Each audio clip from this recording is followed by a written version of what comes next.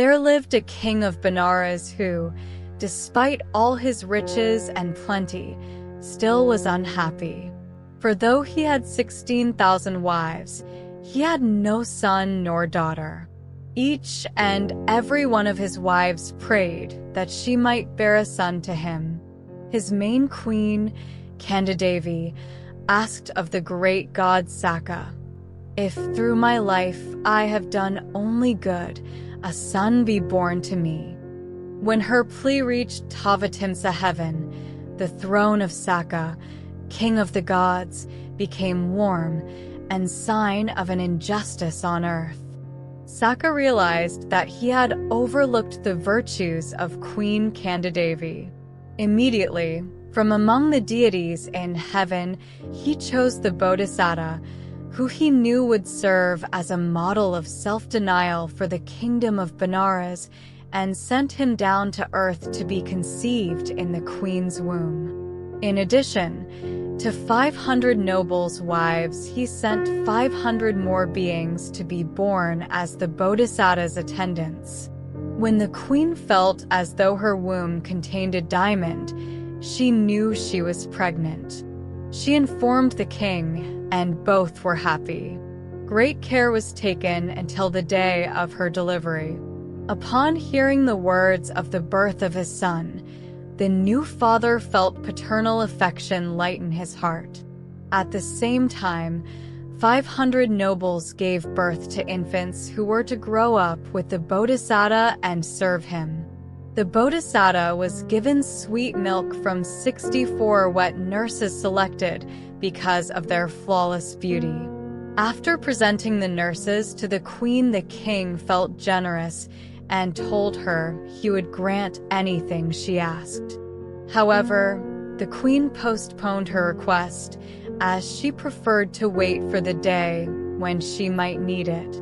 On the occasion of the naming of the child, the Brahmins proclaimed that the royal son and heir to the throne possessed every mark of good fortune.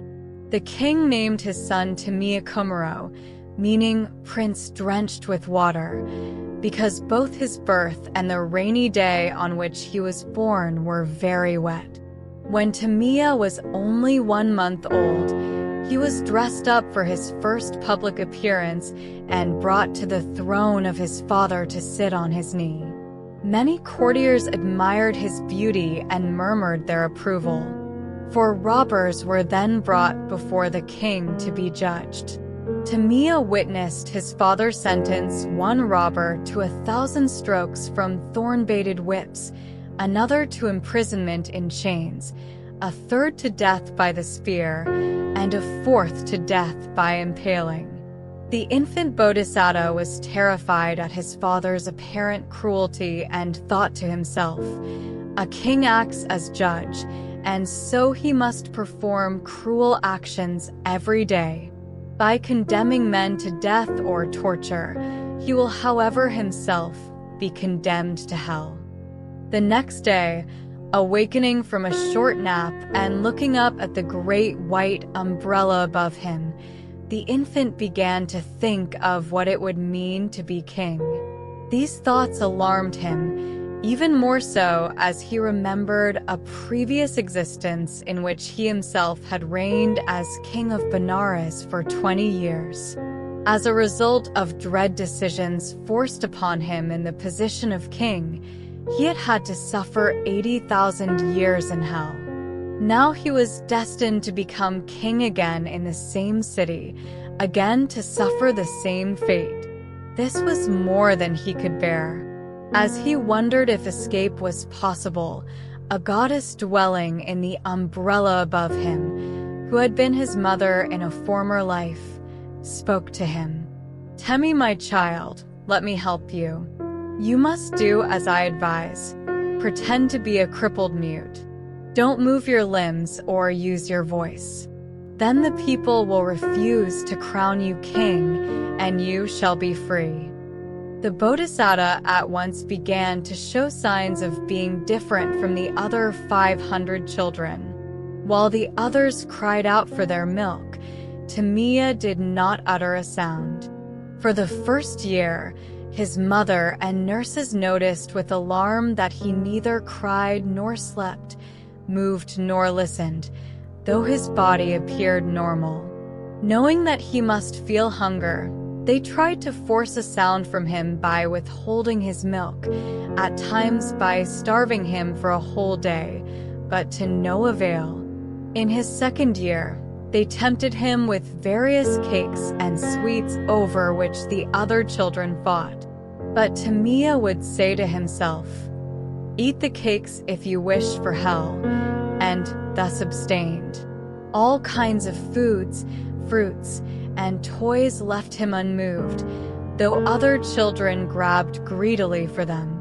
This mudra signifies meditation. Both hands are in the lap, with palms upward. The right hand is on top of the left hand.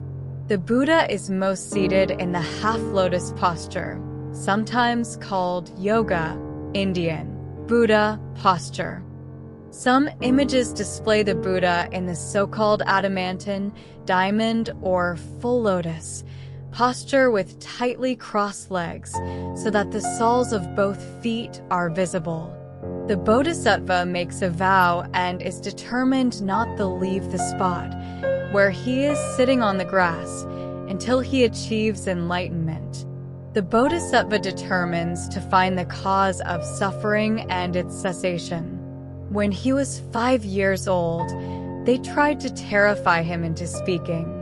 He was placed in the center of a house thatched with palm leaves. A servant was then ordered to set fire to it. Where normal children would have run away shrieking, the bodhisattva remained motionless and sat quietly as the fire came closer to him until he was taken away by his attendants. At 6, they let an elephant loose at him. At 7, they allowed serpents to coil about him. Still he remained unharmed and unmoved. In the following years, they showed him terrifying mimes, threatened him with swords, and made holes in 4 sides of a curtain around his bed and had conch players blast their sound through to him. They tried him with drums and sudden bright lamps in the middle of the night, but they failed to break his trance. Desperate, they covered him with molasses and allowed flies to cover and bite him, but he did not flinch. They forced him to remain unbathed, but his need for cleanliness did not overpower him. Hands of fire were placed under his bed, causing boils to break out on his body, but still he said to himself that hell was 100,000 times worse. His parents besought him to speak, to move, to listen, but he dared not. At 16, when he would have been named heir apparent, they led him to a fumed chamber and tried to tempt him with beautiful maidens, but he stopped himself from breathing in order not to be weakened by the fragrances. At last, the king summoned the soothsayers and asked them why at his son's birth they had not mentioned any threatening signs of this affliction. Not understanding Temiya's behavior but unwilling to admit their ignorance, they explained that they had not dared cast a shadow on the king's joy when, after so many years, he had been given a son. But now, fearing for the safety of the country should an apparent idiot be named heir to the throne, they predicted dangers to the king's life if Temiya were allowed to remain in the kingdom. Alerted by their words, the king asked what he should do. They advised him in this way: "You must yoke some horses to a chariot, send your son away in it, passing by the western gate, to a graveyard, and there he must be buried." When the queen heard of this plot, she knew the time had come to make the request which the king had promised years ago to grant. "Give the kingdom to my son," she demanded. "For once he is crowned, he will certainly speak." The king protested. "Impossible, my queen. for your son brings ill luck to us." "Then give it to him for 7 years," she responded. Again the king refused. "Then for 7 months," she pleaded. "O queen," he said, "I dare not." "Then, alas, for 7 days," she sighed. "Very well." The king relented. "Your wish is granted." And so it happened that Temiya was given the kingdom for 7 days. He was led around the city, sometimes on an elephant, sometimes on men's shoulders. Still he would not move either his limbs or his lips. On the 7th day, his mother begged him to speak, for on the day he was condemned to die. The Bodhisattva gravely considered her request, thinking to himself, "If I do not break my silence, my mother's own heart will break. If I do, I shall have wasted in 1 second what efforts I have made for 16 years. Moreover, if I keep my pledge, my parents and I shall be saved from hell." Thus, Temiya again decided to be patient, for the day was near when he would be freed from the fear of inheriting the throne, and on that day, he would be able to speak. As the next morning dawned, the king gave his final orders to Sunanda the charioteer. "Yoke some horses to a chariot and set the prince in it. Take him out the western gate and find ground in which to dig a grave. After you have dug the hole, throw him into it and break his head with the back of your spade to kill him. Then scatter dust over him and make a heap of earth above. After bathing yourself, come back here." Sunanda took Temiya off, but though he thought he was passing through the western gate, the death gate, he did in fact drive to the eastern gate, which was the victory gate, and one of the chariot's wheels struck the threshold. At the sound, the Bodhisattva knew he was on the threshold of attaining his freedom. By the power of the gods, a graveyard appeared. Sunanda stopped and removed Temiya's royal ornaments from him, releasing him in one stroke from his yoke of royalty. The Bodhisattva was at last freed from his vow, and as Sunanda worked at digging the grave, Temiya thought to himself, "In 16 years, I have never moved my hands or feet. Can I do so now?" Whereupon he rose, rubbed his hands together, rubbed his feet with his hands, and alighted onto the ground, which at his touch became like a cushion filled with air.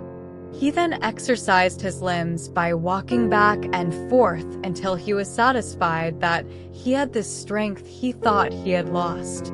This was his only chance to escape kingship and enter the forest as an ascetic, and the Bodhisattva wondered, was he powerful enough to overcome Sunanda if he tried to prevent his escape? As a final test of his strength, the Bodhisattva seized the back of the chariot and lifted it high with one hand as if it were a toy cart. Indeed, his power was confirmed. He walked over to the charioteer and tried to jolt him into looking at him with these words, "Behold the man you seek to kill, not deaf nor dumb nor lame. Stop or bear the wrath of hell, for by this act you'll die." Sunanda looked up, but was so dazzled by the Bodhisattva's beauty that he did not recognize him at first. Again Temiya identified himself. Suddenly Sunanda understood and fell at his feet, stammering that he would be honored to escort the prince home to inherit the kingdom. He who was destined for Buddhahood chided him, for nothing would deter him now from leading the pure meditative life. He described his previous existence and subsequent generations in hell, and then ordered Sunanda to return to the palace immediately to tell his parents that he was still alive and thus spare them unnecessary grief over the loss of their only son. As the charioteer approached the palace alone, the queen, who had been waiting by a window, saw him, assumed that her son was dead, and began to weep. But when Sunanda told her his story, she ceased. The king was told what his son had done, and he and the queen set out at once for the Victory Gate, hoping to lure the prince home. When the long procession of horse-drawn carriages came to a halt, the royal pair found their son living in a hut of leaves prepared for him by Saka. They saw that he had already put on an ascetic's garments of red bark and leopard skin, a black antelope skin over one shoulder, and a carrying pole over the other. His hair was tied up and matted, and he held a walking staff in one hand. Temiya welcomed them and explained to them the reasons for his 16 years of self-denial. In awe of their son, they no longer begged him to wear the crown but were themselves inspired to embrace the holy life. Returning to the palace, the king ordered the royal treasure jars to be opened and the gold to be scattered about like sand. Saka built for the entire kingdom a hermitage 3 leagues long, so that all who aspired to nirvana could partake of the meditative life. Please like and subscribe if you like this video and wants more.